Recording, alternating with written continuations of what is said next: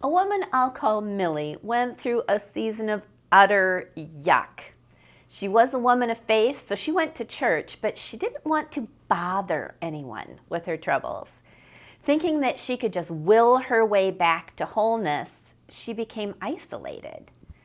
When asked how she was doing, she said, "I'm fine," but without anyone to speak life into her, she sank deeper and deeper into loneliness.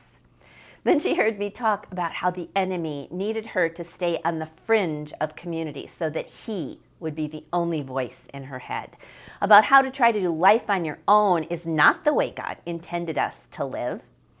It was like a light bulb went off in her head.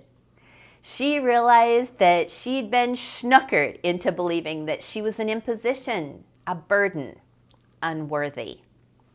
What she'd been calling faith was really idolatry.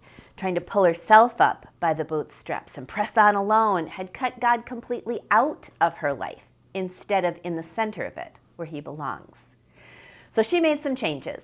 She signed up for a discipleship program. She joined a square dancing club, and she began having regular lunch dates with friends to build a circle of trusted believers to share her life with. She's in community and back in relationship with Jesus. And today, she really is fine, just fine. Maybe you're sitting in church pretending everything is fine. You have that smile fixed in place, not too big so you don't draw attention to yourself, but not too small so that anyone would feel compelled to engage with you and expose the truth that you are hiding pain behind this veneer of faith. You nod and smile, that small, perfectly placed smile as you navigate to your seat, and fellow congregants greet you and ask, "How are you?" And you say, "I'm fine," but you're not fine. You're not fine at all.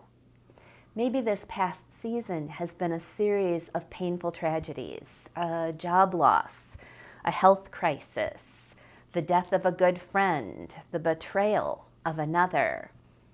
You long to reignite that burning desire to deepen your relationship and faith with God, but how? One way is to enter in community with other faith-filled women like Millie did. Find other women who get you. Develop relationships where you can be heard and loved as is. When you try to gut it out on your own, you actually distance yourself from the source who can help you. God did not intend for you to do life on your own.